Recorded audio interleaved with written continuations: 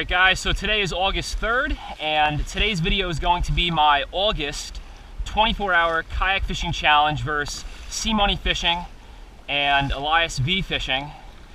And I've got beautiful, gorgeous conditions out here this evening. And right now it is 6:58 p.m. and I'm going to start the clock at 7 p.m. So I'll have until August 4th, which is tomorrow, to fish until 7 p.m. to catch as many species as possible and get the greatest amount of inches. You know, right now I've got perfect conditions that the bass are probably, going to be feeding, right up here up front and out here by the elbow and Jones Reef. But I'm actually not going to start for bass right off the bat here. I'm going to actually start off for porgies and maybe sea bass, get those two species or one of those species out of the way. Then I'm going to switch over to bluefish and striped bass. And there has been a lot of bluefish around, so I'm thinking I should be able to get the bluefish. And the bass might be a little bit more tricky, but I have some night lures, like some trolling plugs that I'm going to try at night, which worked really well in July. And I'm going to troll those around, after dark if I can't get my striper before dark. And hopefully, I can get all the saltwater species that I need, and then get off the water, go back to my house, and get a couple hours sleep, and then hit the freshwater Fort Pond, probably at like 4 a.m., before dawn, and try for walleye, then, switch over to bass and carp, and, maybe towards the end of the tournament, then go back over to saltwater and try and catch, a flounder or a fluke. And that's basically my game plan. And I'm getting an early jump start to the August 24-hour kayak fishing challenge. I'm not going to wait all month because I don't know if the fishing is just going to go down the toilet or if it's going to stay consistent. But anyways, let's catch some fish. Let's do it.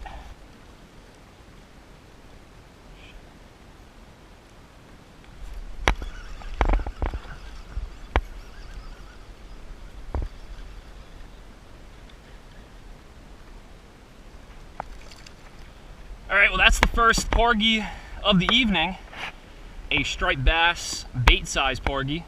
I have to catch a 10-inch or greater porgy in order to count it for the tourney, and I definitely want to settle with something around 12 or 13 inches, but I can't spend too much time trying to catch porgies or I'm going to run out of daylight for bluefish. Alright guys, I'm going to switch over to bass and blues and drop the porgy fishing because there's too much current right now for porgies, and right now it's like prime time for bass and blues, so I can't waste my time on 10-15 inches when I can get maybe 40 inches or more with one or two species.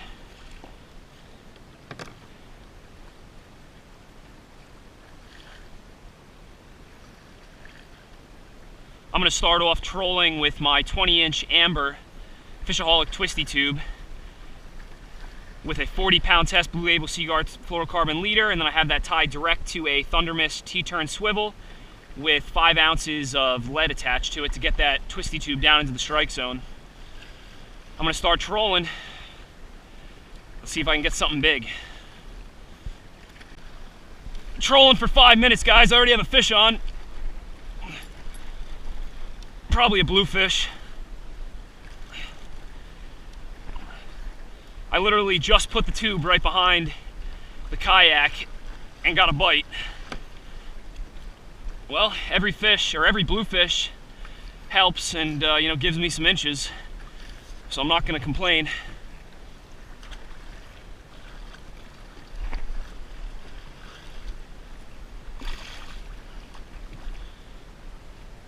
Man, the bad thing about catching a bluefish right behind the kayak with no line out is they're so energetic. All right, buddy, get in the boat. Get in the boat. All right. Got my first bluefish of the evening. Let's put him on the board, see how big he is. I'm hoping to catch a bigger one. Oh, come here, buddy. Oh, stop it. Stop. Man, this fish doesn't want to stop moving. All right, nose is on the bump, guys. And this is a 23 and a half bluefish. He's a little bit over 23 and a half, but I'll just say 23 and a half. All right, see you later, buddy. I'm thinking I can get a bigger one than that. All right, guys, so I'm working my way back to the beach, and I have no idea what happened tonight, but with perfect conditions, I thought I would have been having to fight striped bass off my line or off my lure because I would have been catching so many. You know, I didn't get one tap after catching that 23.5-inch bluefish. I trolled my tube into dark, then I trolled this bomber for the last hour and a half, and you know, for whatever reason, you know, I didn't get any bites. And you know, that's just the way Montauk has been this year. It's been hit or miss. It's either there's none or there's a lot. And you know, I can't spend all my time out here trolling to try and get a striped bass and exhausting myself because I have a whole day ahead of me to fish tomorrow to try and rack up a lot more inches in freshwater. And you know, I'm gonna go back to the beach, load up the kayak, and then go back to my house and get a couple hours sleep and be up, you know, bright and early before the crack of dawn on Fort Pond, the freshwater body of water out here in Montauk. And you know, I'm going to try and stack up as many freshwater species as possible, and hopefully I'll be able to get all those species out of the way, you know, really quickly. And then maybe if I'm lucky, I'll be able to launch the kayak and come back out here off the lighthouse, you know, in the evening before 7 p.m. before I'm out of time to try and catch that striped bass that I want and I think that I'm going to need to you know, do really well in the 24-hour kayak fishing challenge for August. And you know, I'm just, you know, completely confused right now, you know, because right now I have perfect conditions, and I should have caught like a 40-pound striper tonight, you know, or even at least like a big gator bluefish, but you know, I caught a 23.5-inch bluefish. So, you know, I guess it is what it is. That's fishing. But you know, I'll see you guys out on the lake bright and early.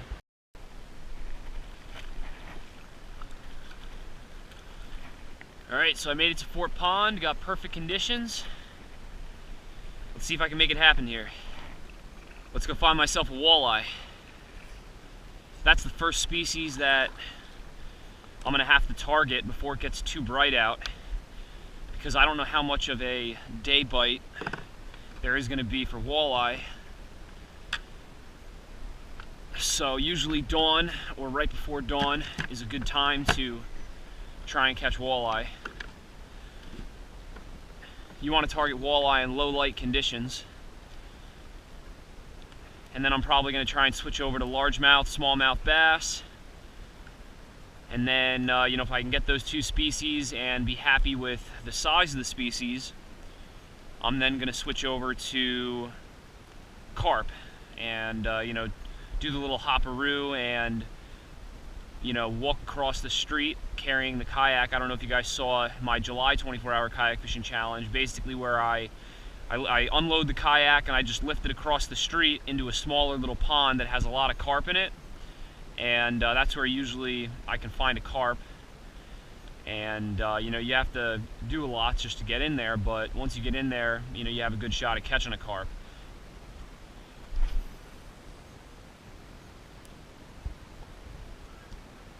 So I'm starting off the morning throwing a 5-inch Berkeley flatback shad along this main lake drop-off to try and connect with a walleye. And this is basically how I caught a 24-inch walleye in July. So I'm hoping to do the same in August right now and catch you know, a pretty decent sized fish on this swim bait. That's one of the good things about fishing a swim bait is usually you're going to weed out a lot of the smaller fish. And if there's a larger fish around, you're going to catch them.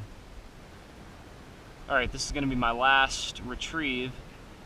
Then I'm going to call it for the swim bait fishing to try and catch a walleye. And I'm going to start trolling for walleye, but actually first I'm going to have to go back to my car to get my sunglasses because this sun is like blinding me.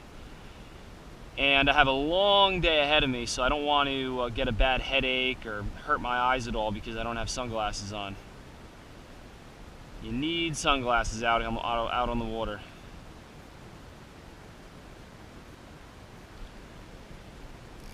Alright, let's go back to the car and get my sunglasses, then head right back out and start trolling for walleye. Alright, so I got my sunglasses, I should be ready to go. I also got my rod holder. I forgot that in the car also, so now I can troll more than one rod for walleye. Let's go catch a walleye.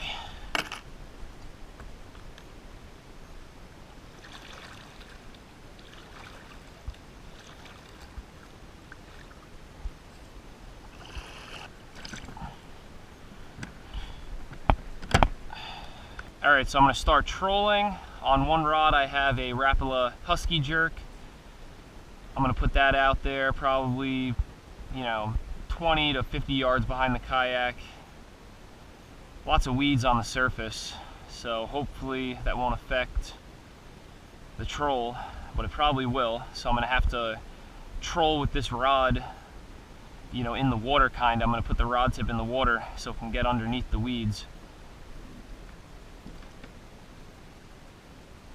Hopefully that'll work. Then on this other rod here I have a Berkeley flicker shad, and that might get the job done if the Husky jerk won't get the job done.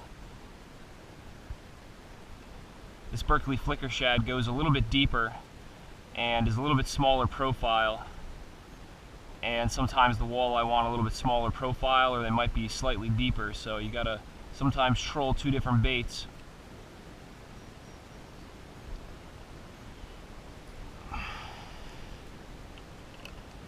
Fish on. I don't know what it is.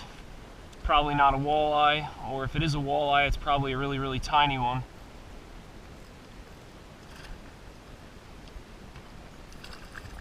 Oh, would you look at that, a crappie.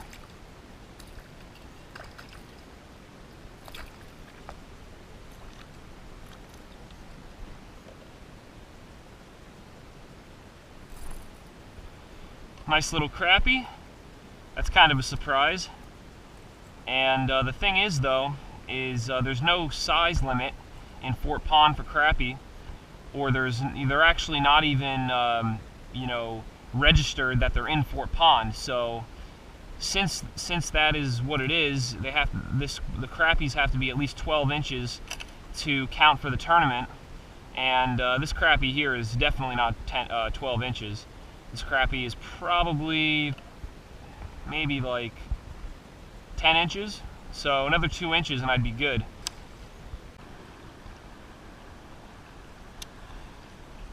Alright, well, I'm going to start off working this bank with a 3/8 ounce Instigator Riot's Baits jig and pig, and this bank right here has a lot of overhanging trees with a lot of shade, and in the summer a lot of times the big bass like to hide in those shady areas underneath the trees.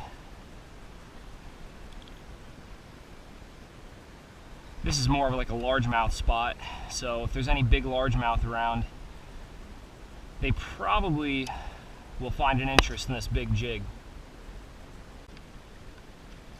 So the jig and pig along that one stretch of bank didn't work. I had one fish on and he got off. It was only like a 12-inch largemouth, so I'm going to work my way offshore, and I'm going to try this little tiny 3-inch Senko on a drop shot rig to try and catch some big bass in the grass, and hopefully that works out.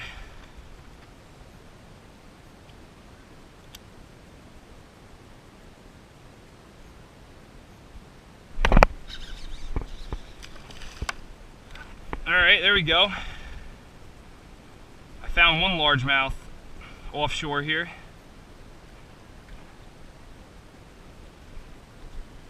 Not a big one, probably only 10 inches. I'm not even going to put him on the board.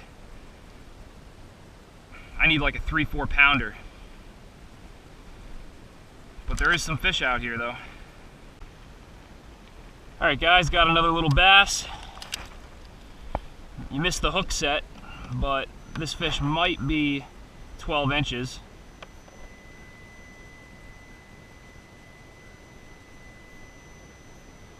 And my fish finder is making a weird noise.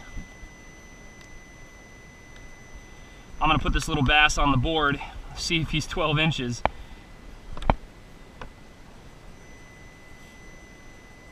No, he's only 11 inches.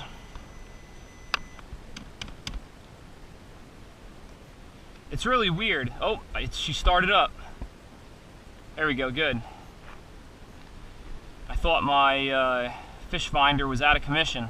I really don't need the fish finder when I'm working along the bank or anything, but I like to use the fish finder when I'm fishing offshore structure, say for walleye, like drop-offs and ledges, or if I'm fishing offshore structure like grass beds or rock piles for largemouth or smallmouth bass. Alright guys, so I'm going to move across the lake to another offshore grass bed, and I'm going to troll for walleye on the way there. Hopefully I can get a walleye on the way there. But the one reason why I'm leaving this offshore grass bed is because I have a feeling there's going to be bigger fish at the other grass bed.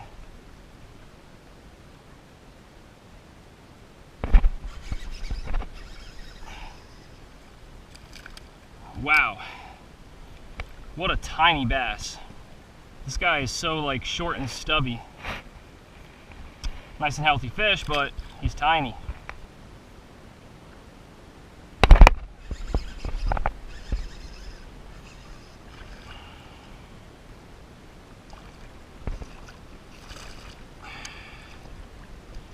That bass might make 12 inches. That's all I need to get another fish on the board.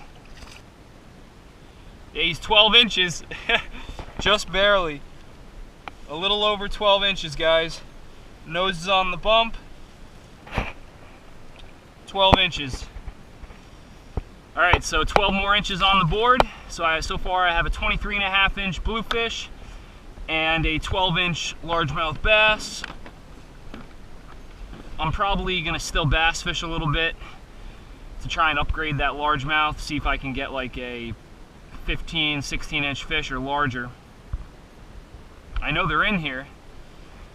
I'm probably going to give it another 20 minutes for largemouth, then I'm going to switch over to smallmouth, and hopefully I can knock out smallmouth pretty quickly, and then go for carp.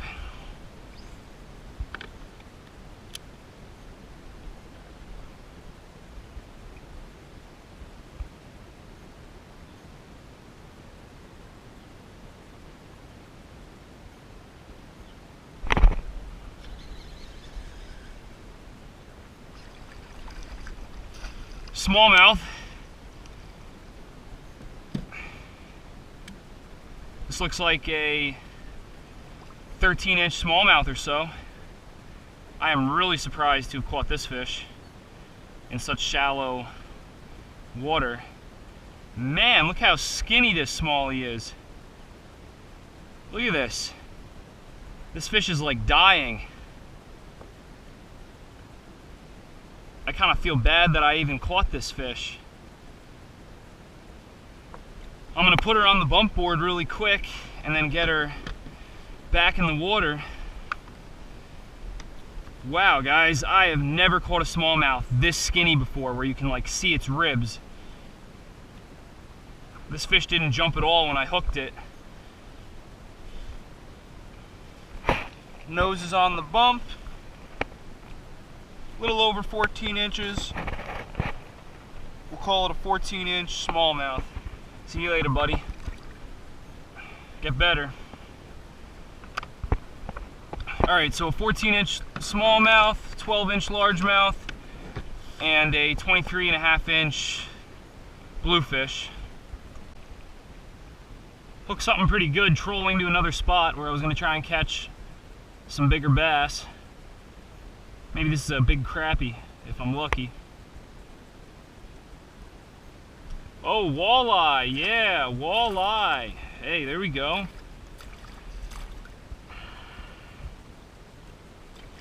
First walleye of the day. But guess what, guys? He's too small. Too small to count. This is maybe like a 14, maybe 15-inch walleye. See you later, buddy. I only caught that guy in like 10 feet of water.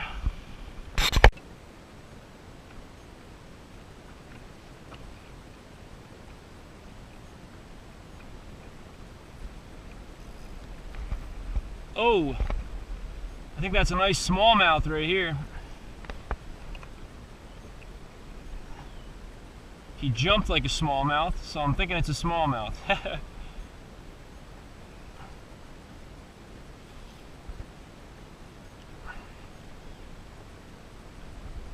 Oh, that's a nice one.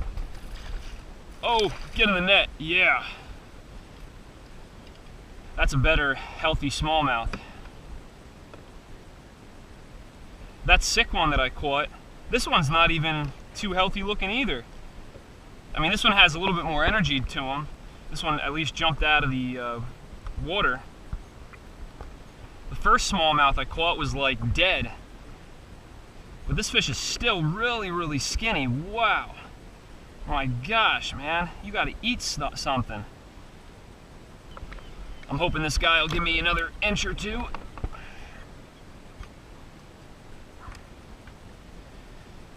Alright, nose is on the bump.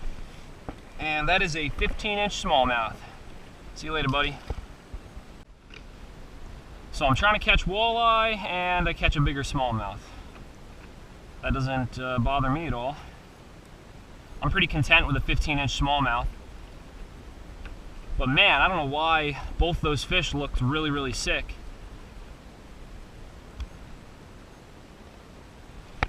I got a nice grass bed here. Since I caught that smallmouth, I'm going to switch over to the drop shot again and do a little bit more bass fishing. Then I'm going to go that way towards my carp spot. Alright, so I busted on the bass after I caught that smallmouth, that 15-inch smallmouth. And now it's time to do the pond hop, so I can get into the prime real estate of carp fishing. Alright, so I did the pond jump, and now I'm in a smaller little pond. And this is my little carp spot. Hopefully I can catch, you know, like a 20-30 inch carp in here. I got a bag full of corn, sweet kernel corn. That should get the job done. I'm gonna stand up and kind of paddleboard across this pond, and I'm gonna kind of try and sight fish to see if I can find any carp. If I can't sight fish any, then I'm gonna have to kind of just hold in one spot and just throw a bunch of bait out, and you know, wait till they come to the bait, then try and catch them. I might be even able to catch a couple big bass out of here, largemouths. Oh, I just spooked a couple carp. I didn't see them, but I see the mud trail, like the poof of mud. But yeah, there's big largemouth in here, you know, 3-4 pounders. So there's definitely a possibility of catching one of those.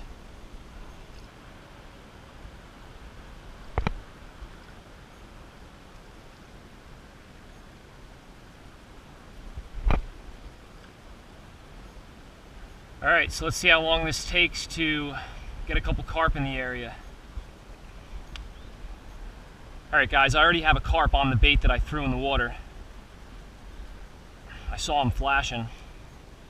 Let's see if I can get him to eat my bait.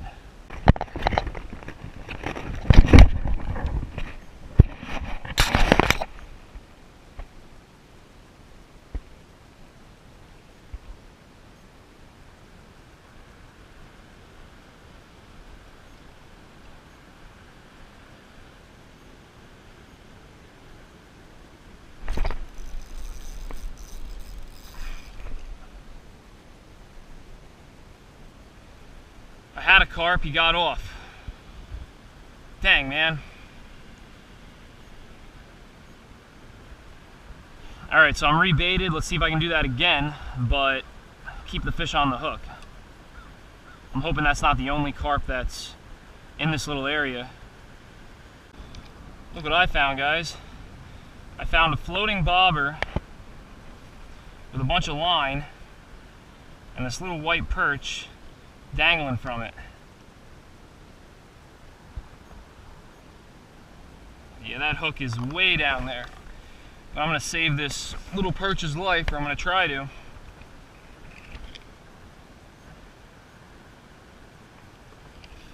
See you later, little buddy.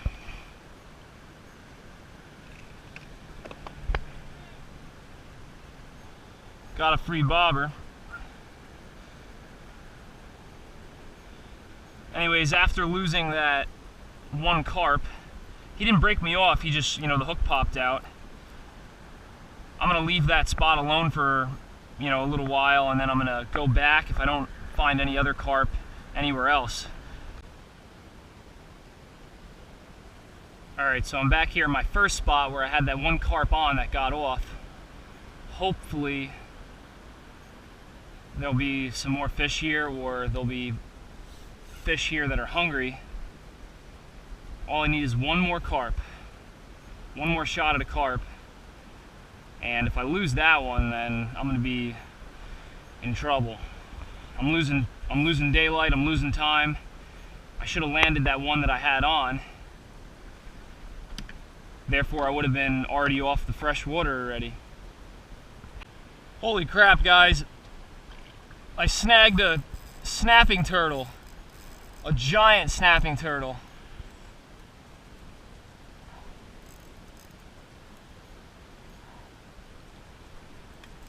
Trying to catch carp, and of course the carp that ate my bait gets off, and now I snag like a 30-pound snapping turtle. Look at the size of this thing.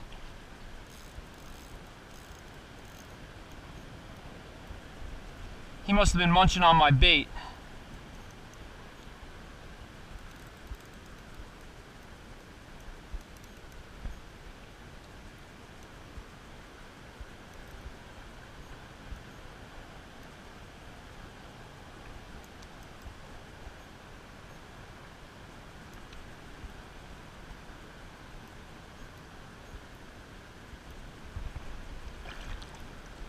I don't know what I'm going to do right now.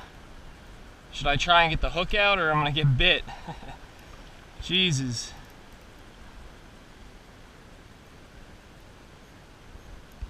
This thing is massive.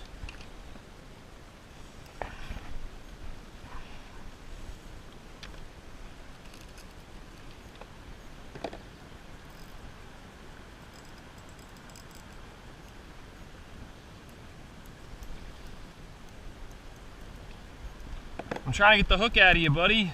Come here.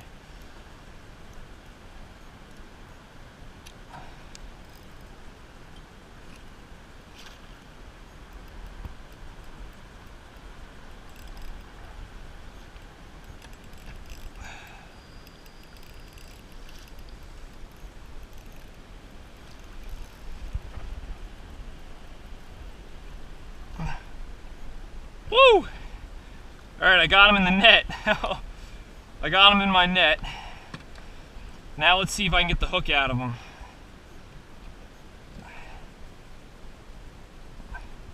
I don't want to send him back with a hook in him. I gotta be careful because it's a big snapping turtle. I don't want to get bit.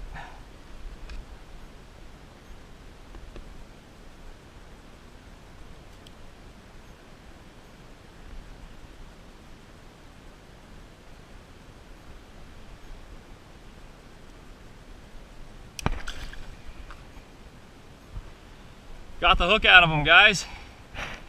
Woo! Alright. So now I won't have to send him back with a piece of fishing line hanging off of him.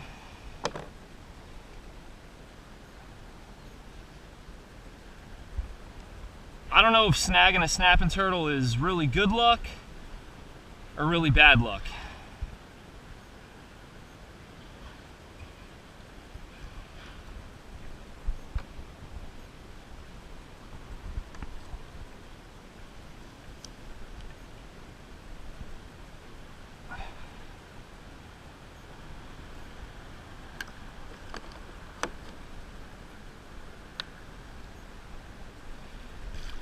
Man, look at the size of this guy in the net. This is easily probably a 30-pound snapping turtle. Oh. This thing is massive. Alright, there he goes. Sent him on his way.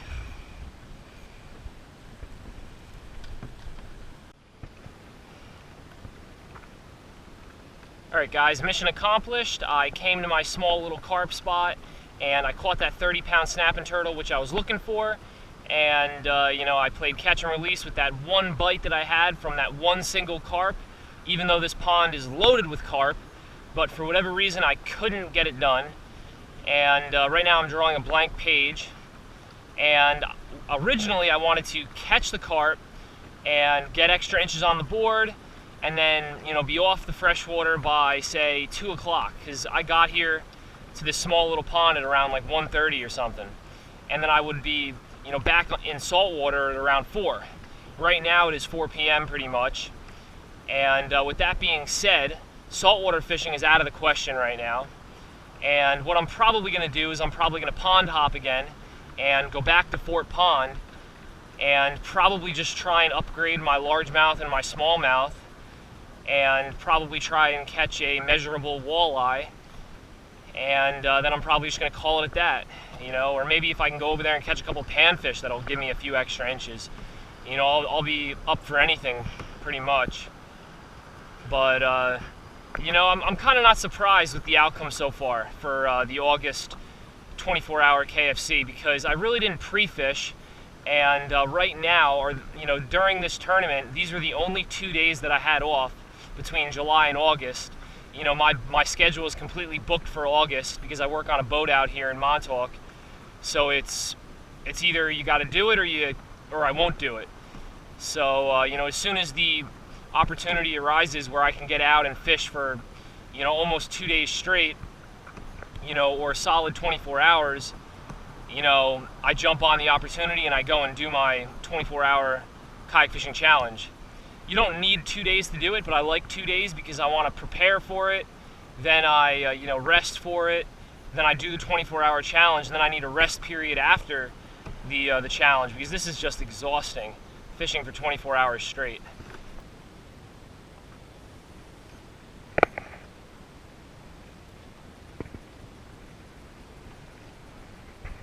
Hello, I was wondering if I could place an order for a large chicken parm pizza pie for... What's that? For pickup. No, chicken parm pizza pie.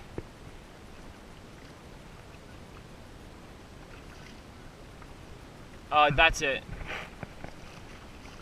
And my name is Rich. Okay, sounds good. I'll see you then. Bye. Got myself a pizza pie, and yeah, I'm ready to call it for the August 24-hour kayak fishing challenge.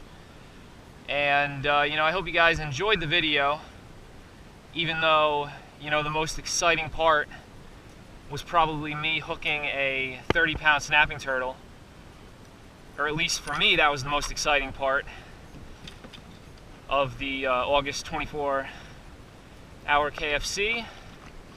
And I wish I had more time to plan and kind of organize everything so I could come out and do the best that I know I could do.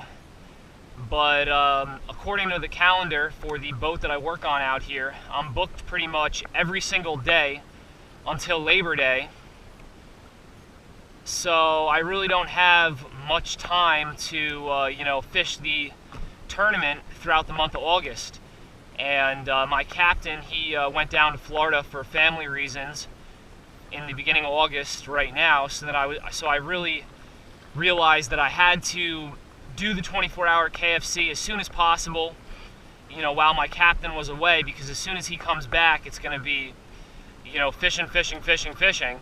And I'm still going to make videos, but I'm going to be fishing on the big boat probably morning and afternoon and even evening. And then if I'm going to be fishing personally, I'm going to be going out either at night, or I'm going to be, fishing in the evening before dark, or maybe early in the morning. And I'm not going to have the full amount of time to do this kind of tournament. Once September comes, I should probably have more time. But right now is the heat of the summer, so that's the way it is. But I hope you guys enjoyed the video, and don't forget to subscribe and check out Elias V Fishing and Sea Money Fishing to see how many inches they caught for the month of August. And my total inches for the month of August, if you weren't keeping track, was 50.5 inches, which is a lot worse than I did in July. If you guys saw my July 24-hour kayak fishing challenge, and in July I caught 159.5 inches, so a really, really big difference. And Montauk, it's either on fire or it's not. And today, or this 24-hour kayak fishing challenge, it wasn't on fire. So it is what it is. Thanks again for watching. Look in the description below for any more information about the tackle that I was using, and any more information about the video and the equipment that I have. And as always, never forget, live to fish, fish to live. I'll see you guys out on the water.